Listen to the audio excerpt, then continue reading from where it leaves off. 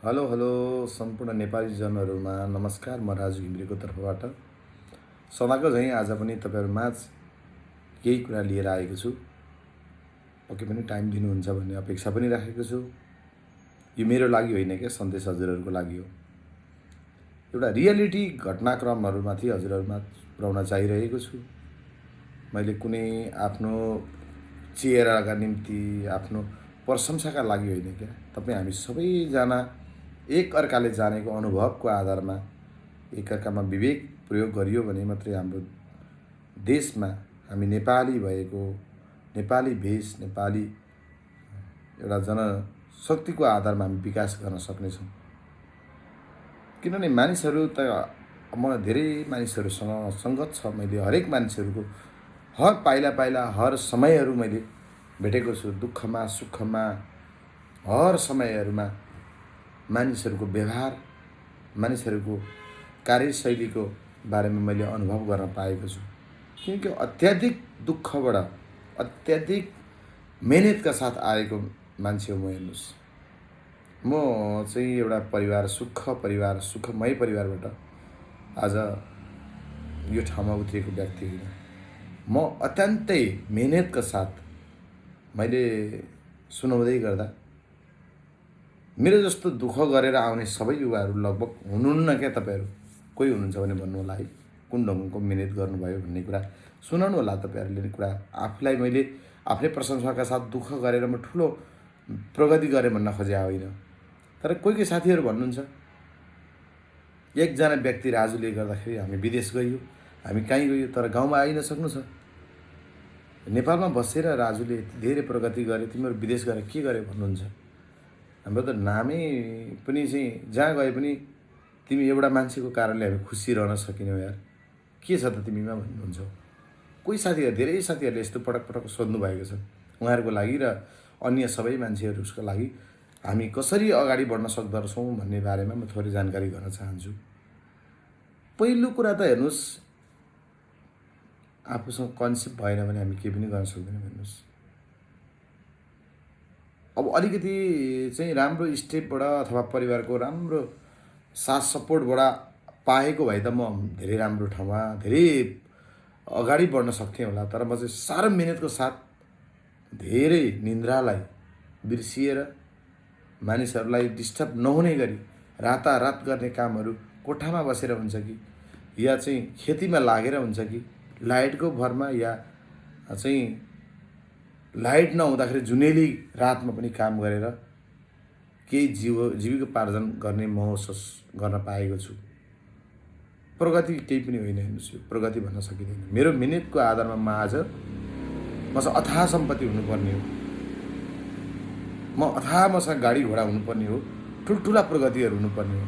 तर मैले त्यो किन गर्न सकिरहेको छैन भन्ने कुरामा म एकदमै सामान्य परिवारबाट आएको व्यक्ति, त्यसमा पनि अवसर नपाएको व्यक्ति हो। हेर्नुहोस्, मैले हर कोसिस गरेर म यहाँसम्म आउनु नै म गर्व ठान्दछु। किनकि म जन्मिँदै रेडी मान्छे हो क्या। म सानो बच्चाकालमा, सानो 4-5 कक्षामा पढ्दा मेरो घरमा केही भएको सम्पत्ति बुवा आमाको केही थियो भने हाम्रो बेसी र घर बस्ने चलन थियो। त्यही समयमा बेसीमा बास बसेको बेला घरमा भएको केही सम्पत्ति भनौँ न, जे जस्तो थियो त्यो चोरी भएकै हो। जब चोरी भएपछि घरमा केही छैन, खाली भयो, ऋण तिर्नुपर्ने स्थिति भयो कतिपय मानिसहरूको। त्यो अवस्थामा एकदम चाहिँ समस्या थियो। त्यो ऋण तिर्नतिर म लागेँ। हेर्नुहोस्, अब पढ्दै गरेको मान्छे, 4-5 कक्षामा पढ्ने मान्छे म ऋण तिर्छु भनेर लागेँ। कसरी लाग्यो होला तपाईँहरू अनुभव गर्नुहोस्। म मिहिनेत कसरी गर्न थालेँ कि म जब 4 कक्षाको पाठ पढ्दै थिएँ, मलाई व्यावसायिक बन्ने खालको एउटा प्रेरणा पाएँ क्या। बस पार्क भन्ने एउटा पाठ थियो, त्यो पाठको आधारमा म बस पार्कमा हुने फेसिलिटी र बस पार्क भनेको के हो र त्यहाँ कस्ता खालका व्यवसायहरू गर्न सकिन्छ भन्ने कुराको एउटा ज्ञान पसिसकेको थियो मेरो दिमागमा। जुन बेला मेरो परिवारलाई कसरी उकास्ने, मेरो बुवा आमाले अहिलेसम्म गरेको प्रगति के रहेछ त, अब म कस्तो प्रगति गर्न सक्छु होला भनेको कन्सेप्ट चाहिँ म त्यतिखेरै राख्न थालेको थिएँ।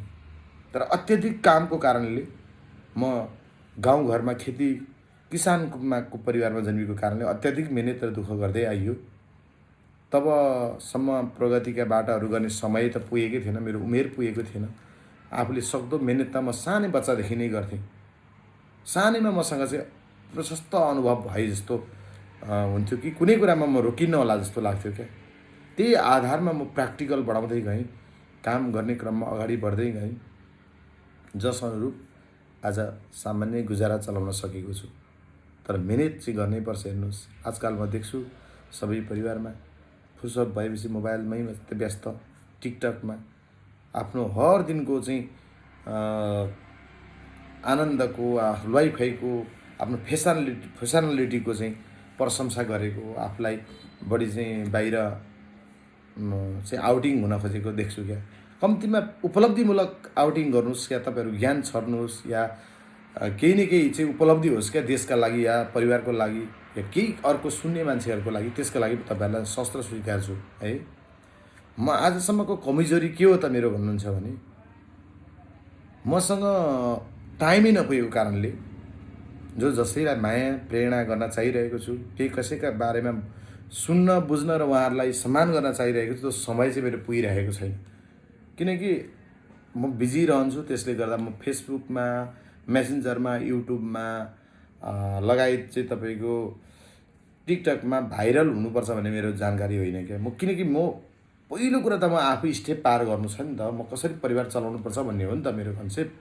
तबसम्म म किन मेसेन्जरमा मेसेजमा चाहिँ अन्य काममा किन टाइम दिने क्या विपत्तामा। हेर्नुहोस्, त मैले त जानेको अनुभवहरू पनि हजुरहरूमा ल्याएर केही न केही अनुभवकै आधारमा तपाईँहरूले यसलाई फलो गर्नुभयो भने तपाईँहरू केही न केही स्टेप माथि पुग्नुहुनेछ। मभन्दा हाई माइन्ड भएका मानिसहरू धेरै माथि पुग्नुहुनेछ। मभन्दा लोएस्ट माइन्ड भएर प्रयोग गर्नुभएको व्यवहारमा युज गर्ने मान्छेहरू यो फलोको आधारमा जानुहोस्, तपाईँहरू पक्कै प्रगति गर्नुहुनेछ। मसँग धेरै कन्सेप्ट छ, जुन कन्सेप्टको आधारमा थोरै मात्रै काम गरिरहेको छु। त्यो कन्सेप्ट चाहिँ तपाईँहरूमा माझ बाँड्न मलाई डर छ। हेर्नुहोस्, र म आजकल अहिलेको समयमा तपाईँहरूले कति टाइम पास गरेको कुराहरूलाई चाहिँ म एकदमै पीडित, आफ्नो आत्मा हृदय दुखिरहेको छ। हेर्नुहोस्, धेरै प्राय युवाहरू एक त हामीसँग केही एजुकेटेड, अलिकति परिवारमा केही न केही मेन्टालिटी भइसकेको परिवार विदेशिएको देख्छु म धेरै प्राय।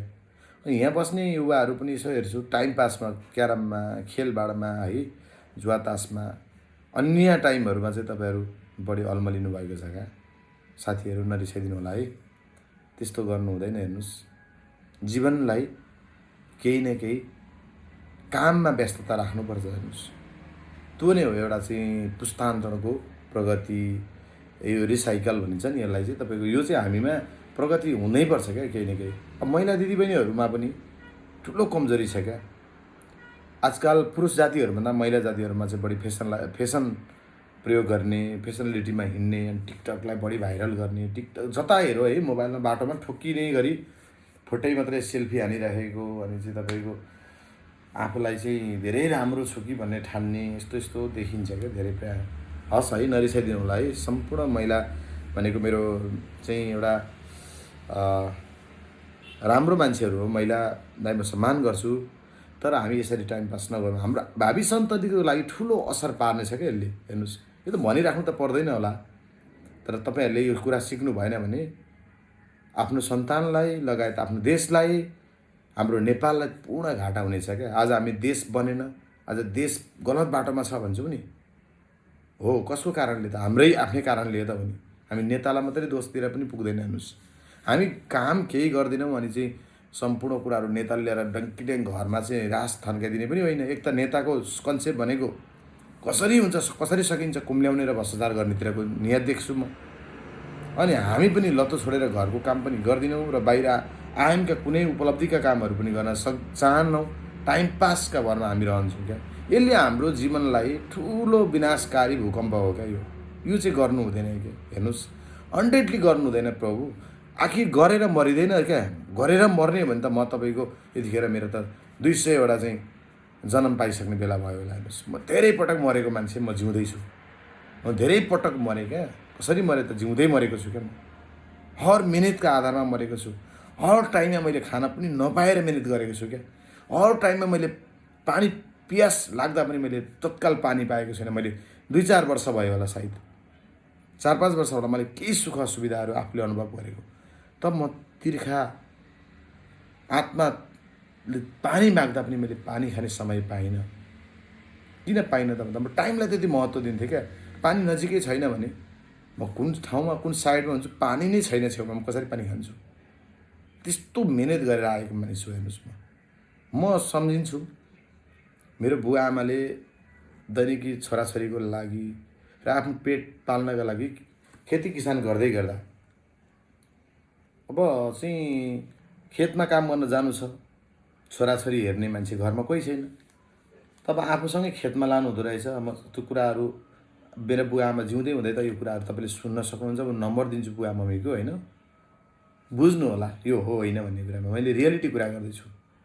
खेतमा काम गर्न जाने अनि खेतको सिरानमा पानीमा खेल्न रहर गर्थेँ अरे क्या म बढी। अनि पानीको सानो चाहिँ यसो के भन्छ नि, त्यो खेतीको लागि पानी जमाएर राखिन्छ, अगट भन्ने चलन छ। त्यो पानीले एउटा ड्याम बानेर चाहिँ पानी कलेक्सन गर्ने पोखरी भनौँ न, सानो अलि सिमसार पोखरीमा सानो बच्चामा त्यति खुट्टा चाहिँ हिलाभित्र गाडिने, अनि पानी चाहिँ यसो मुन्टो लड्दा ओर्दा पनि धेरै नडुब्ने स्टाइलको पानीमा छोडिदिएर खेतीमा लाग्नु रहेछ। म दिनभरि पानीमा खेलेर बस्ने गर्थेँ अरे। अनि बेलुका चाहिँ मलाई पखाल पुल पारेर सरसफाइ गरेर लिएर आउनुहुन्थ्यो अरे हिलोबाट। किन त भन्दा त समय त्यस्तो थियो क्या बुवा मम्मीको, नगरी काममा पुग्दैन खाना साँझ र बिहान भन्ने खालको परिस्थिति नै हो त्यो। उहाँहरूले मलाई त्यो समय सन्दर्भ